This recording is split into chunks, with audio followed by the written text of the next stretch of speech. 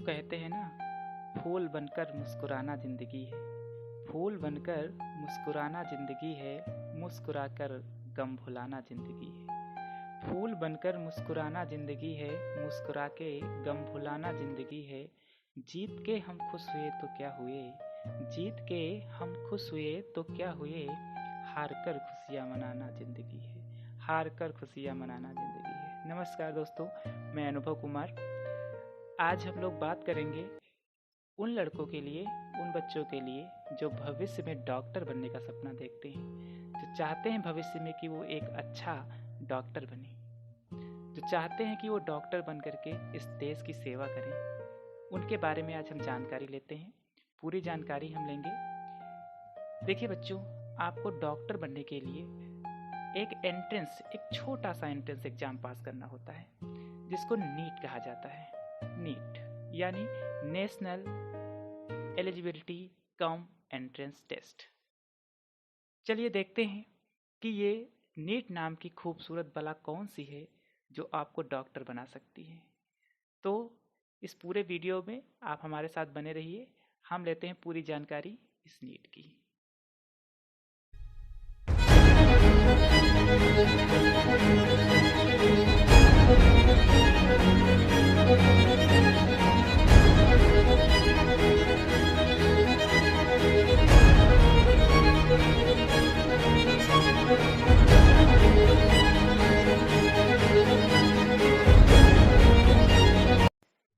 प्रत्येक वर्ष भारत सरकार एक टेस्ट का आयोजन करवाती है, जिसको national eligibility cum entrance test कहा जाता है। फुल फॉर्म इसका शॉर्ट फॉर्म नीट होता है, फुल फॉर्म इसका national eligibility cum entrance test. यह टेस्ट भारत की एक प्रतिष्ठित एजेंसी NTA यानी कि नेशनल टेस्टिंग एजेंसी करवाती है। यह टेस्ट दो भागों में कंडक्ट करवाती है, यूजी के लिए एंड पीजी के लिए, यानी under graduate and post graduate. Under graduate के अंदर जैसे MBBS, BDS, BA, MS, MBBS यानी bachelor of medicine and bachelor of surgery, BDS यानी bachelor of dental surgery, BA, MS यानी bachelor of Ayurveda medicine and surgery. इस तरह PG में कुछ कोर्स होते हैं हमारे पास, MS master of surgery, MD degree of medicine. इसी तरह से पीजी में कुछ कोर्स और होते हैं हमारे पास। ये दो टेस्ट आपको करवाते हैं। पीजी वही लोग कर सकते हैं जो यूजी पास आउट हों, मतलब आफ्टर यूजी पीजी जो है के लिए आप एलिजिबल होते हैं। तो ये है नीट, और नीट की दो चीज़ें जो दो पेपर करवाती है, एक यूजी का, दूसरा पीजी का। चलिए अब हम जान लेते हैं कि इसके लिए कौन कौन सी एजुकेशनल क्वालिफिकेशन आपके पास में होनी चाहिए। हम लोग पहले यूजी की बात करेंगे। अंडर ग्रेजुएट, अंडर ग्रेजुएट में यानी कि आपको MBBS, BDS या BAMS करने के लिए कौन कौन सी एजुकेशनल क्वालिफिकेशन आपके पास में होनी चाहिए। सबसे पहला, आप 12th में अपेयरिंग हो या 12th पास्ड हो चुके हों, यानी कि इस समय 12th आप कर रहे हों या 12th आप पास हो चुके हों। दूसरा, आपकी जो इंटरमीडिएट में सब्जेक्ट होने चाहिए वो फिजिक्स, केमिस्ट्री एंड बायोलॉजी होनी चाहिए।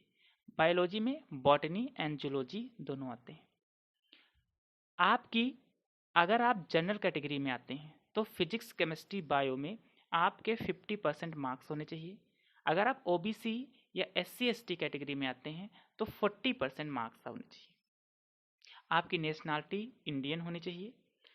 आपको यह टेस्ट देने के लिए मिनिमम एज जो आपकी होनी चाहिए वो 17 साल होनी चाहिए, यानी कि 17 ईयर्स होनी चाहिए। और मैक्सिमम इसकी कोई लिमिट नहीं होती है, आप मैक्सिमम किसी भी एज तक इस अटेम्प्ट को दे सकते हैं। आपको इंटरमीडिएट में इंग्लिश सब्जेक्ट लेनी होगी, इंग्लिश सब्जेक्ट आपके लिए कंपलसरी होगी। तो ये है कुछ एजुकेशनल क्वालिफिकेशन जो आपके पास में होगी तो आप यह national eligibility cum entrance test दे सकते हैं। चलिए अब हम बात करते हैं इसके पेपर पैटर्न की, कि इसका पेपर पैटर्न कैसा होता है।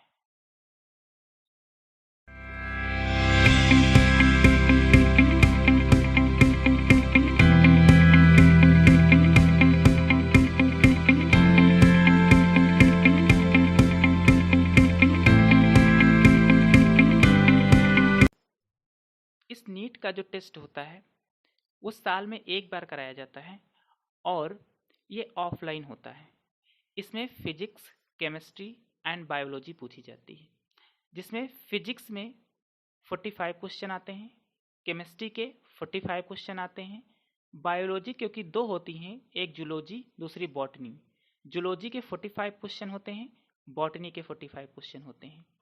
हर एक क्वेश्चन 4 मार्क्स का होता है, यानी 45 अगर फिजिक्स के हुए तो 180 मार्क्स की फिजिक्स, 180 मार्क्स की केमिस्ट्री, 180 मार्क्स की बायोलॉजी एंड 180 मार्क्स की आपकी जूलॉजी होगी। यानी कि जो टोटल आपके मार्क्स होंगे वो 720 होंगे। 720 नंबर का आपका पूरा पेपर होता है। अगर आपने एक क्वेश्चन सही किया तो आपको 4 नंबर मिलेंगे, 4 marks on each right question. और अगर आपका एक क्वेश्चन गलत हुआ तो 1 नंबर आपकी नेगेटिव मार्किंग होगी। नेगेटिव मार्किंग 1 मार्क्स की होती है। तो ये है पेपर का पैटर्न। ये आपका पेपर हर वर्ष मई महीने में करवाया जाता है। इस वक्त कुछ पेपर लेट हुआ है जुलाई में, क्योंकि कोरोना वायरस का संक्रमण इस समय पूरी दुनिया में चल रहा है, जिसकी वजह से इस टेस्ट को पोस्टपोन करना पड़ा है। अदरवाइज नॉर्मल डेज में ये टेस्ट मई के फर्स्ट वीक में करा लिया जाता है। तो ये हमने आपको पेपर पैटर्न बता दिया, ठीक है। 720। अब हम बात कर लेते हैं कि अगर आप ये पेपर क्वालिफाई कर ले जाते हैं, उसके बाद आपको कौन कौन से कॉलेज मिलेंगे।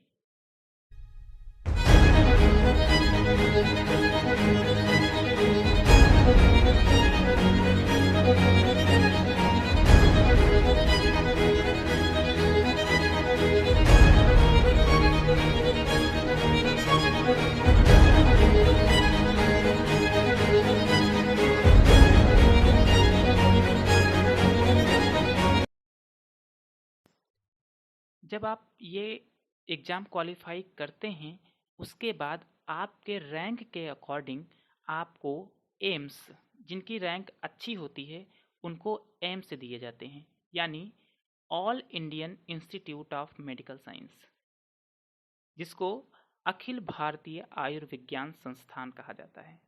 ये उन बच्चों को ऑफर किया जाता है जिनकी टॉप रैंक होती है। पहले एम्स का पेपर अलग होता था, ठीक है, पीएमटी अलग होती थी, लेकिन अब की वर्ष से ये सबको कंबाइंड करके नीट ही कर दिया गया है, केवल नीट। इसके अलावा जिनकी रैंक जैसे जैसे होती है उनको मेडिकल कॉलेजेस और प्रेफर करवाए जाते हैं, ऑफर दिए जाते हैं। इसमें कुछ गवर्नमेंट कॉलेज भी होते हैं, कुछ प्राइवेट कॉलेज भी होते हैं। आपको आपके रैंक के अकॉर्डिंग प्राइवेट कॉलेज और गवर्नमेंट कॉलेज प्रोवाइड करवाए जाएंगे।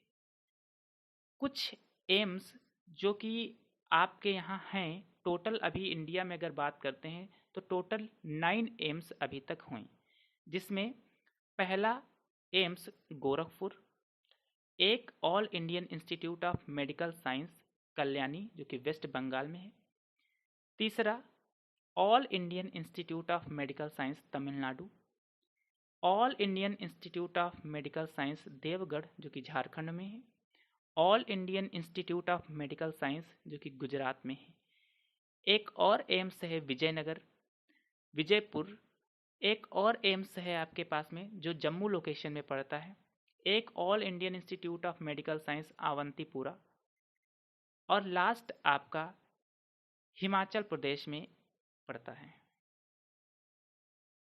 तो ये टोटल आपके पास में 9 एम्स हैं जो आपकी इंडिया में हैं।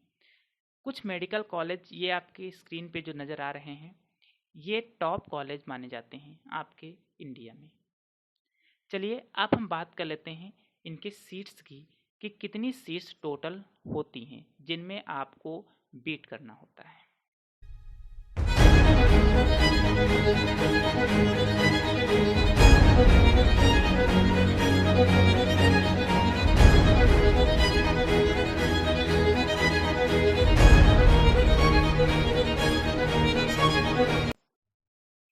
अगर हम सीट्स की बात करते हैं तो ऑल इंडिया में एमबीबीएस की टोटल सीट्स 76,928 और बीडीएस की यानी कि बैचलर ऑफ डेंटल सर्जरी की 26,773 सीट्स हैं। इसमें गवर्नमेंट भी आती हैं और प्राइवेट भी आती हैं। अब हम बात करते हैं कि गवर्नमेंट सीट कितनी हैं और प्राइवेट सीट्स कितनी होती हैं। उससे पहले ये जान लेते हैं कि गवर्नमेंट कॉलेज कितने हैं और गवर्नमेंट कॉलेज MBBS के और BDS के कितने हैं और प्राइवेट कॉलेज कितने हैं। चलिए बात करते हैं अगर गवर्नमेंट कॉलेज की, तो MBBS के लिए 272 कॉलेज यानी कि 272 कॉलेज आपके MBBS के गवर्नमेंट हैं। इसके अलावा 260 यानी कि 260 प्राइवेट कॉलेज MBBS के लिए हैं। आपके इंडिया में BDS के टोटल गवर्नमेंट कॉलेज 50 हैं और आपके जो प्राइवेट कॉलेज BDS के लिए हैं वो 263 यानी कि 263 हैं। अब हम बात करते हैं सीट्स की। अगर गवर्नमेंट सीट्स की बात करते हैं MBBS के लिए, तो टोटल सीट्स आपकी गवर्नमेंट सीट्स MBBS के लिए 41,388 हैं और प्राइवेट की अगर बात करते हैं तो 35,540 सीट्स आपकी प्राइवेट MBBS के लिए हैं। इसी तरह से BDS के लिए 3,513 BDS के लिए गवर्नमेंट सीट्स हैं आपकी, बाकी प्राइवेट सीट्स हैं BDS के लिए 23,260। ये सीट्स हैं, आपको इतनी सीट्स में आपको बीट करना होगा। थोड़ा सा मेहनत करना पड़ेगा, लेकिन वो कहते हैं ना कि कोई चीज़ इम्पॉसिबल नहीं होती है। अगर आपने ठान लिया है कि आपको डॉक्टर बनना है तो आपको कोई नहीं रोक सकता।